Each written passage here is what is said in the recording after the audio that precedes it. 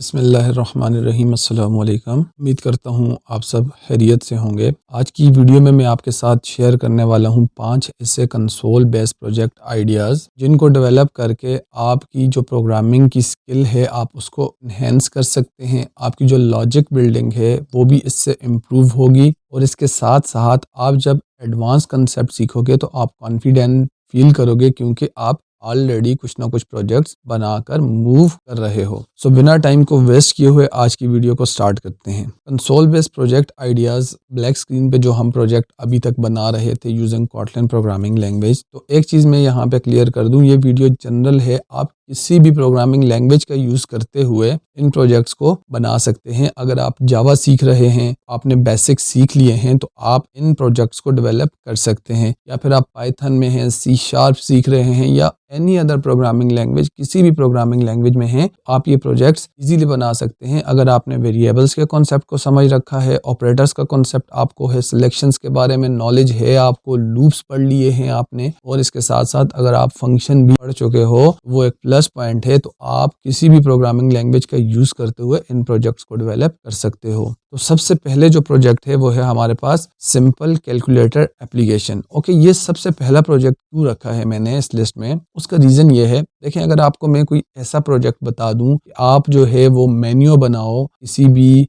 Hotel का या किसी शॉप का, उसके लिए आपको पहले ये सीखना पड़ेगा कि होटल के मेन्यू क्या होता है, वो किस तरह से वर्क करता है, और उसके बाद आप जो है वो प्रोग्रामिंग जो आपने सीखी है वो आप इसके ऊपर अप्लाई करोगे। लेकिन कैलकुलेटर के केस में अगर हम बात करें तो हर बंदा जो है वो अपनी स्टडी के दौरान स्टार्ट से, बचपन से हम मैथ्स जो है वो सीख रहे होते हैं, और बेशक हमें एडवांस लेवल की मैथमेटिक्स ना भी आती हो, सिंपल जो कैलकुलेशंस होती हैं जिसमें एडिशन हो गई, सब्सट्रैक्शन, मल्टीप्लिकेशन और डिवीजन, ये नॉर्मली जो वीक स्टूडेंट्स होते हैं उनको भी इन कॉन्सेप्ट्स की नॉलेज होती है। दैट्स वाई इस प्रोजेक्ट को मैंने यहाँ पर फर्स्ट पोजीशन पर रखा है कि सबसे पहले जो आपने प्रोजेक्ट बनाना है वो है सिंपल कैलकुलेटर एप्लीकेशन। अब इसको बनाने के दो अप्रोचेस हो सकती हैं। एक प्रोसीजरल अप्रोच आप यूज़ कर सकते हो और दूसरा प्रोसीजरल में ही आप फंक्शंस के थ्रू इसको बना सकते हो। अगर आपने फंक्शन पढ़ रखे हैं, जैसा कि मेरा जो कोर्स है कॉटलिन का, उसमें मैं आपको बेसिक कोर्स में फंक्शन तक पढ़ा चुका हूँ, आपको मैं सजेस्ट करूँगा कि आप फंक्शंस का यूज़ करते हुए ये सिंपल कैलकुलेटर एप्लीकेशन बनाओगे,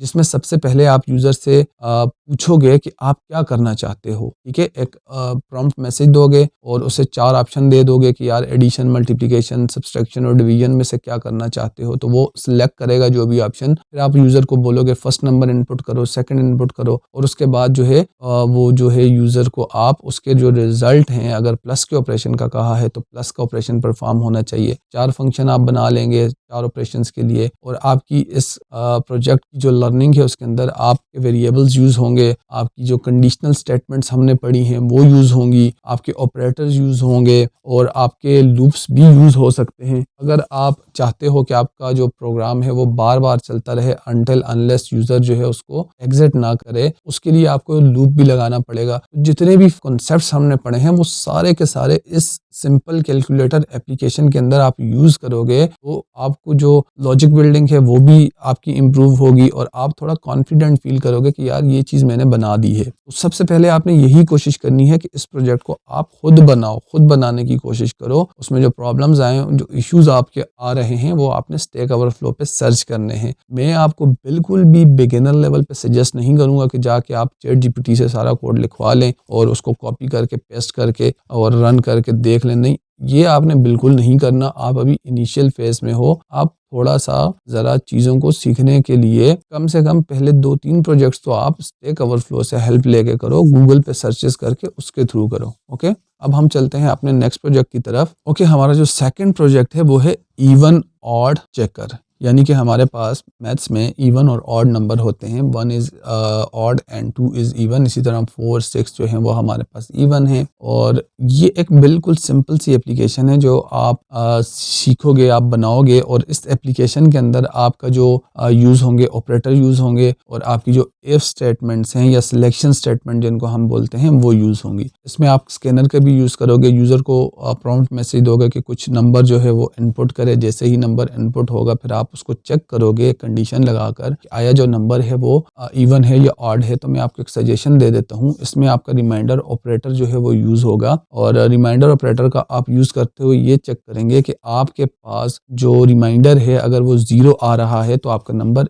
इवन है, और अगर 0 नहीं आ रहा तो इसका मतलब है आपका जो नंबर है वो ऑड है, क्योंकि जो नंबर फुली डिवाइड हो जाते हैं उनका रिमाइंडर 0 रहता है, और जो नंबर फुली डिवाइड नहीं होते उनके पास उस केस में, उस सिनेरियो में हमारे पास रिमाइंडर 0 नहीं आता। आप इवन ऑड चेकर के लिए गूगल पे सर्च भी कर सकते हो, formula to check even odd number in programming. अगर आप सी में हो तो इन सी, आप C++ में हो आप लिखोगे C++, Kotlin, जावा, जो भी आपकी लैंग्वेज है उसके थ्रू आप फार्मूला सर्च करोगे और बाकी जो कोड है वो आप खुद करोगे। अब हम चलते हैं अपने नेक्स्ट प्रोजेक्ट की तरफ। ओके, एक चीज़ याद रखिएगा, ये जितने भी प्रोजेक्ट्स हैं ये मैं बिल्कुल बिगिनर्स जो हैं उनके लिए बता रहा हूँ। तो हमारा जो थर्ड प्रोजेक्ट है वो है स्टूडेंट के ग्रेड चेक करना। ठीक है, स्टूडेंट के ग्रेड चेक करना। अब ग्रेड के लिए आप स्टूडेंट से सबसे पहले उसके नंबर इनपुट करवाओगे। अब आप 5 सब्जेक्ट के भी करवा सकते हो, 8 के भी करवा सकते हो, it's totally up to you. जैसे ही आपका जो है वो स्टूडेंट जो है आपके सॉफ्टवेयर के साथ इंटरेक्ट करेगा, अपने मार्क्स एंटर करेगा, आप क्या करोगे, उसके जो ग्रेड हैं वो चेक करने के लिए उसकी परसेंटेज कैलकुलेट करोगे। तो जैसे ही आप स्टूडेंट से इनपुट लोगे तो उसके बाद आप ग्रेड चेक करने के लिए, अगर आपको नो हाउ नहीं है तो आप गूगल पे सर्च कर लो how to check grades for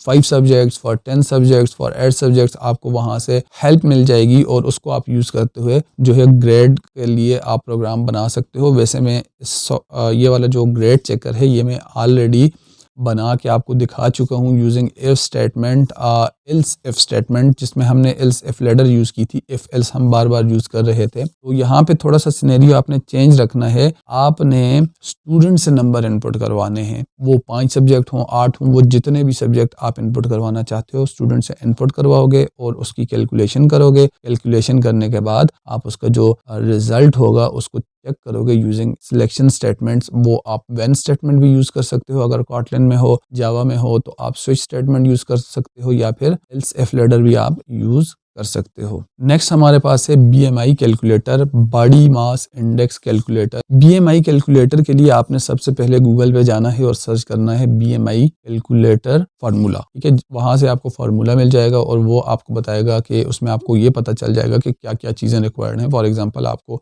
एक स्टूडेंट की या किसी भी पर्सन की एज और उसकी हाइट रिक्वायर होती है, और उसके बाद आप BMI का कैलकुलेटर का जो कैलकुलेशन का फार्मूला है गूगल करोगे, वहाँ से आपको मिल जाएगा। उसको आप प्रोग्रामिंग में इम्प्लीमेंट करोगे। जो वीडियोस आपने यूज़र से ली हैं वो वीडियोस आप अपने फार्मूला को पास कर दोगे, वो आपको BMI जो है वो कैलकुलेट करके दे देगा। आपने फिर सिंपली उसको स्क्रीन पे प्रिंट करवाना होगा। लास्ट में हमारे पास है करेंसी कन्वर्टर या फिर यूनिट कन्वर्टर। लास्ट में जो मैंने रखा है वो है करेंसी कन्वर्टर और यूनिट कन्वर्टर। अब आप इसमें 1 या 2, 3 जितनी आप करेंसीज जो हैं वो कन्वर्ट करवाना चाहते हो आप उसको लिस्ट डाउन कर सकते हो। आपको हर करेंसी के रेट देखने पड़ेंगे। फॉर एग्जांपल आप ये देखोगे कि अगर डॉलर की आज प्राइस इतनी है और PKR, $1 PKR में कितना बनता है पाकिस्तानी रेट में, या फिर $1 जो है वो INR या इंडियन रुपीज़ में कितना बनता है, $1 बांग्लादेशी रुपीज़ में कितना बनता है, आप इसके लिए बना सकते हो। 3 मैंने आपको दे दी। इस तरह मज़ीद आप ये जो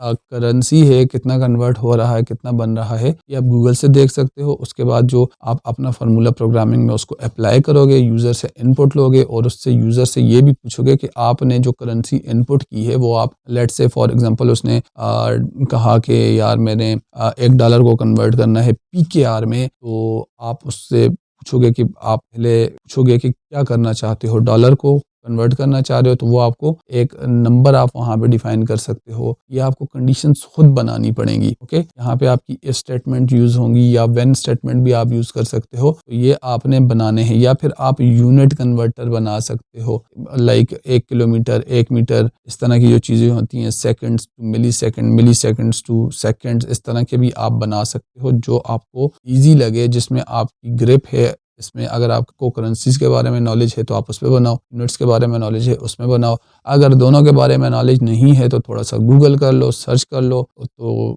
यहाँ से आपका जो है माइंडसेट बनना शुरू होगा कि यार रियल में प्रोग्रामिंग की किस तरह जाती है, एक प्रोजेक्ट को बनाया किस तरह जाता है। जिस वक्त आप गूगल पे जाके सीखोगे BMI कैलकुलेटर जो है वो बनाने के लिए कि BMI किस तरह से कैलकुलेट की जाती है। बेसिकली आप कैलकुलेटर तो बना रहे हो, लेकिन मैं आपको ट्रेन करवा रहा हूँ कि रियल में प्रोग्रामिंग होगी किस तरह। रियल में प्रोग्रामिंग में इसी तरह के सिनेरियोज होते हैं। आपको कहा जाता है कि ये एप्लीकेशन है जो आपने डेवलप करनी है। लेट्स से एप्लीकेशन जो है आपको किसी बैंकिंग सेक्टर के लिए एप्लीकेशन डेवलप करनी है, या फिर कोई भी एप्लीकेशन हो सकती है। अब आपको तो उसके बारे में नॉलेज नहीं है, उस डोमेन के बारे में नॉलेज नहीं है, स्पेसिफिक एरिया की नॉलेज नहीं है, तो आप सर्चिंग स्टार्ट करोगे। अच्छा जी, ये चीज़ किस तरह से होती है, ये चीज़ किस तरह से वर्क करती है, ये फलान जो टास्क है ये किस तरह से परफॉर्म होता है। तो जिस वक्त आप सर्चिंग करोगे, आप चीज़ों को सीखोगे, फिर आप उन चीज़ों को प्रोग्रामिंग में अप्लाई करोगे। तो यही हम एज अ प्रोग्रामर, हमारी मोस्ट ऑफ द टाइम यही ड्यूटी होती है कि हम चीज़ों को सर्च कर रहे होते हैं। हमारी सर्चिंग स्ट्रॉन्ग होनी चाहिए। जितनी स्ट्रॉन्ग हमारी सर्चिंग होगी उतने अच्छे हमें रिजल्ट मिलेंगे, और उतने उन रिजल्ट्स को हम फिर अच्छे से अपनी प्रोग्रामिंग में अप्लाई कर सकेंगे। जितने भी मैंने आपको 5 सिंपल जो प्रोजेक्ट्स बताए हैं इस वीडियो में, मैं आपको अगेन यहाँ पे डिस्क्लेमर देता हूँ कि आपने बिल्कुल भी ChatGPT यूज़ नहीं करना।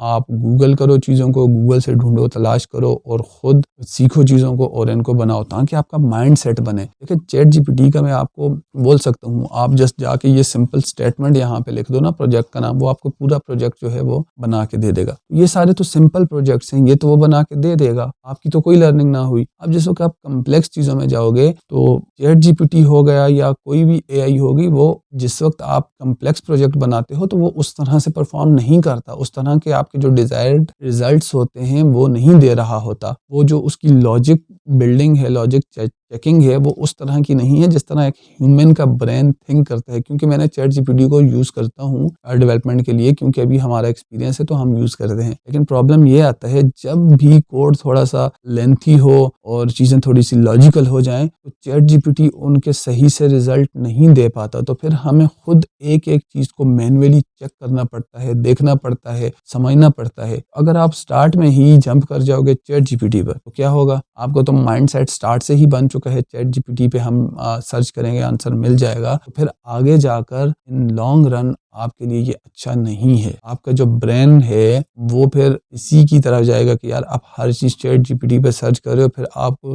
लर्निंग जो है वो मुश्किल लगेगी। तो अभी के टाइम आप लर्निंग करो, जब आप एक अच्छे लेवल पे पहुंच जाओगे, कुछ प्रोजेक्ट्स बना लोगे, तो फिर आप ChatGPT को यूज़ करना। और याद रखो ChatGPT आपको जितना भी ग्लैमराइज किया जाए इन टेक्नोलॉजीज़ को, ये नहीं वर्क करते उस तरह से जिस तरह से बताया जाता है। कि हमने अक्सर मैं वीडियोस देखता हूँ, मैंने AI का यूज़ करके ये ऐप बनाई और इतने मिलियन डॉलर्स कमा लिए, मैंने ये किया और इतने मिलियन डॉलर्स कमा लिए। ये सब कुछ भी नहीं है। एक रात में, एक दिन में आप मिलियनर नहीं बनते, और ना हमने मिलियनर बनना है। हमने जस्ट स्किल सीखनी है, और उस स्किल को सीखने के बाद हमने कहीं जॉब करनी है, अपनी स्किल को मज़ीद एनहेंस करना है। 2 साल के बाद, 3 साल के बाद जाके हम एक अच्छे डेवलपर बनते हैं। उसके बाद जो हमारी सैलरीज हैं, हमारे जो पैकेजेस हैं वो अच्छे बनते हैं। ठीक है, ये सारी चीज़ें आप जहन में रखें। इस तरह की किसी चीज़ के पीछे आपने नहीं भागना जो कि आपको लगे फिशी है, स्कैम है। आपको देख के ही अंदाज़ा हो जाएगा, आइडिया हो जाएगा, यार ऐसा कोई टूल नहीं हुआ डेवलप जो आपको एक ही